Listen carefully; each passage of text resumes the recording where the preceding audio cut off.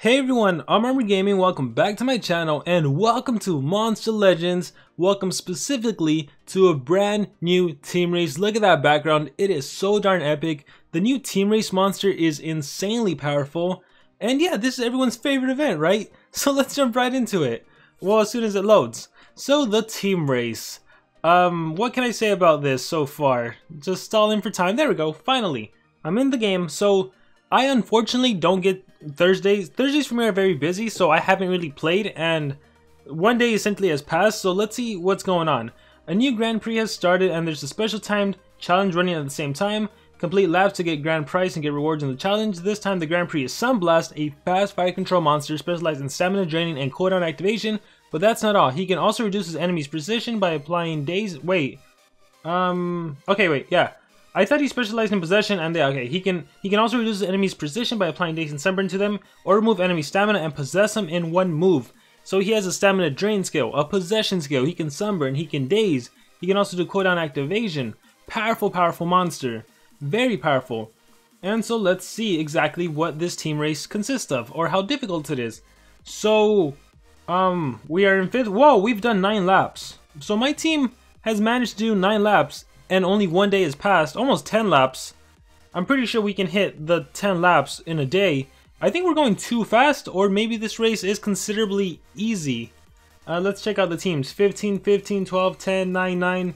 Yeah, I think right now, everyone that's over 9 laps, we're going for 50 laps. Is there a rank 5? No, there's no rank 5. So it's only a rank 4 Sunblast, which is level 120. 25 for rank 3. For rank 2, you need 18. Rank 1, 14.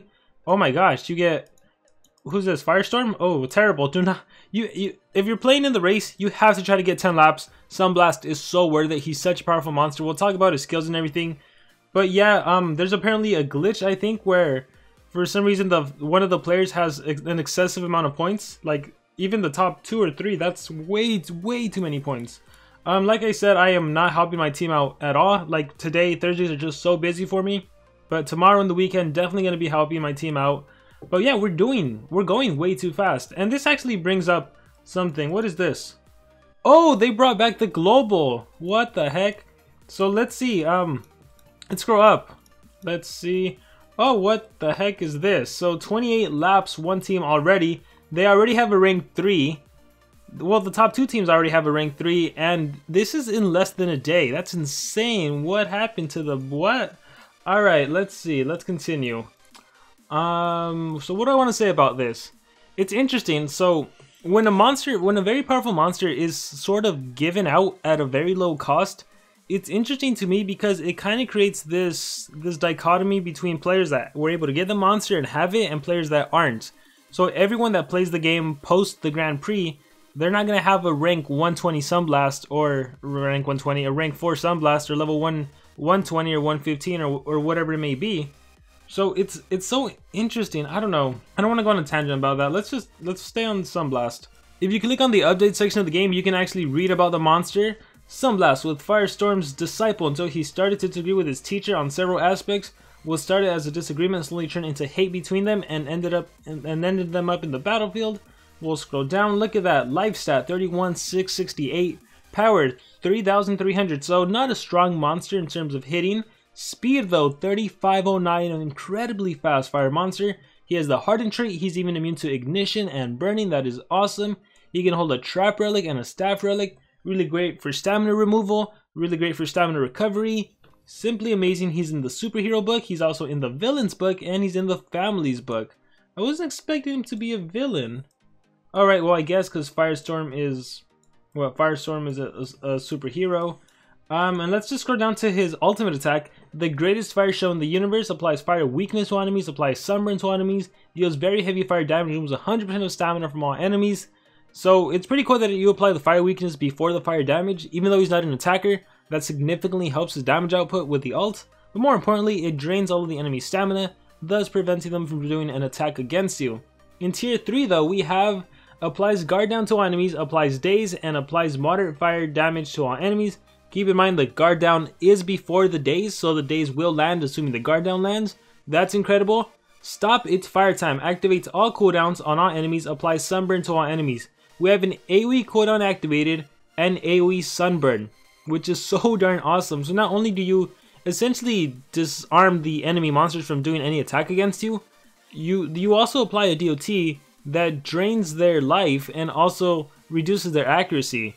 But that's not all. He doesn't just do cooldowns activated, he also has Cover the World in Darkness, which deals moderate spell damage to all enemies, removes 20% of stamina from all enemies, and applies Possession to all enemies. This monster has an AoE Possession that also removes stamina. He has an AoE cooldowns activated that also applies Sunburn. That is ridiculously insane. That is such a powerful denier. He can cooldown activated, or he can possess, and at the same time he cooldown activates, he sunburns, and at the same time he possesses, he stamina drains. Oh, and he also has a guard down that can apply a daze. How insane is that? Seriously. Let's see what else he has. Block out the sun, moderate special damage, removes 50% of stamina from one enemy, applies single possession, activates all cooldowns on a single enemy, applies single sunburn. So he has single variations, applies guard down, applies daze, moderate fire damage. So tier 2 is basically single target versions of tier 3. And does he have anything in tier 1? Deals moderate fire damage, applies daze, moderate special damage, 50% chance of applying sunburn, applies stamina leak. So my goodness, it's such a straightforward monster. 3 speed runes and all of tier 3 skills. Great powerful monster. And it really surprised me that so many players are going to be walking around with this monster. Like, you're going to see him everywhere in PvP, any war involving the books he's in.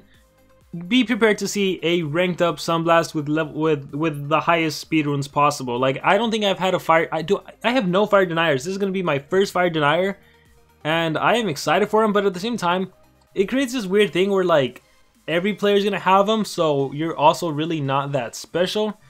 The battles are pretty much going to come down to who goes first, because keep in mind, Sunblast himself, he's immune to he's immune to Ignite and Burning, and he has a Hardened trait. So if you go first, you can try to land an AoE Possession. So yeah, that's one advantage of being able to go first.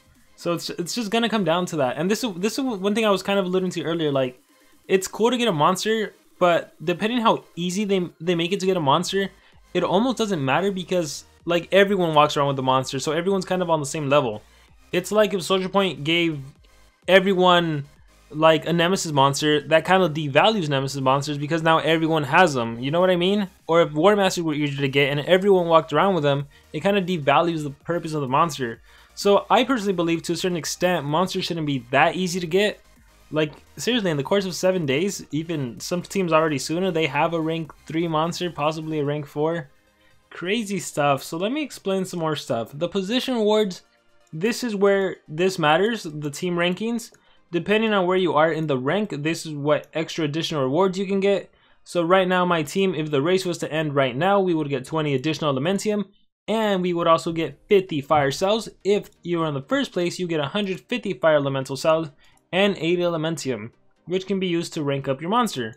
Individual rewards, right here, depending on how much you actually contribute to the team, you get different amount of rewards. The maximum food you can get is 5 million, so hopefully everyone on the team can get that 5 million. That'll help feed your monster. You can get up to 40 Sunblast cells if you are in first place. If you are in second, you get 25. If you're in third, you get 15. Everything else, I believe, gets 10 or 5. Or actually, some get none. So up until what, 15th place? No, up until 20th place, you can get 5 cells.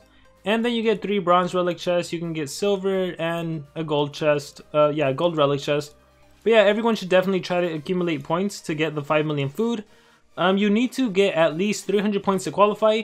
So as you can see, I'm not up there because, as I mentioned earlier, Thursday is very busy for me. I am not qualified yet. I have 186 points. So I really got to get stuff. I really got to start doing stuff.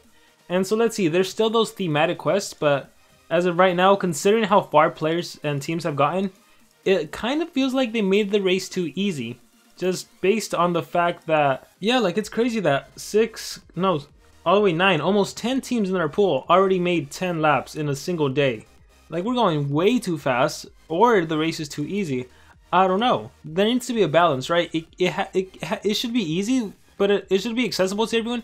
But I believe it shouldn't be too easy, and I hope everyone understands that, right? If they make it too easy to get Nemesis or War Masters, VIPs, or ranked up team race monsters, it's nice to have it to be on a team that gets it, but it's also like, well, everyone else has it, so it does really devalue the monster, in my personal opinion. I will show you how we're doing on the other team, but for some reason my game won't load, the race won't load. The game loads, but not the race. So I don't necessarily know how I'm doing there. But overall, you should definitely go for this monster. You should definitely help your team out. You should watch my previous team race advice videos. I think they're always helpful. You know, when it comes to collecting food, to have Black Lotus roots ready, to have the winged angel beans ready. That way, if it's a collect 20k like a team effort, you should have a nature habitat here ready for hatching. You should have all of this together next to your monster lab to do a bunch of easy rank ups. Make sure you have your space, don't occupy them. Some players can breed epic, some players should be going for just the nature monsters and the fire rares and ranking up and extracting. Gold you typically don't want to collect because there are going to be nodes that involve a huge gold collection. Like for example, if we look right now, there's a joint effort, so I could have definitely contributed to that if I was playing. The most important thing is communication. Make sure no one steals someone else's node, especially if they're already contributing. Can you imagine how much it would suck if someone's doing the 1-for-all 7 PvP nodes and you're already at 5 and then someone just does them? So now both of you guys wasted attacks. So you need to communicate. Be smart about your daily missions. Save these attacks right here. So check it out. I have 2 attacks, right? I have 2 attacks right now. I'm gonna get one more attack in 15 minutes. So as soon as I get that, I'm gonna collect my 2 attacks, so then I'll have 5. So then next time a 1-for-all 7 PvP node pops up, I can use my 5 free attacks, and then I can win. I can buy 2 more with gems, and I save money and I help my team out.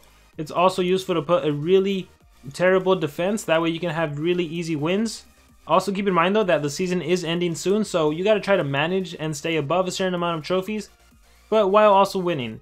So for the purpose of this, I'm gonna put nothing but commons. That way I can get easy revenge battles. Otherwise I might be face dealing some pretty tough opponents. Like, see my defense log? It's all defense 1, so I have no easy revenge battles. And I'm kind of getting those tough battles. So yeah, be smart about the race, help your team out, communicate, join Discord, join Facebook. You guys need to have a similar chat. I think we'll end off with the treasure cave, everyone's favorite secondary event. So let's do that. Or feature, 2 gems.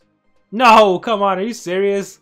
I'm obviously not going to continue. It's not worth it at this point. So what a way to end this video. So yeah guys, let me know, what do you guys think about the Firestorm? What do you think about the race? Is it easy now? Is it too easy? What do you think about them bringing back the global? How many laps do you think teams are going to do, considering there's already over 25 in a matter of not even a day? It's what, 20 hours have passed, 21 hours? What do you guys think? Whatever thoughts you may have, please let me know in the comments below. Let me know what team you're in. Let me know how many laps your team is going for. Whatever other thoughts you may have about the team race, please let me know in the comments below. Thank you all for watching this video, and I shall see you all next time.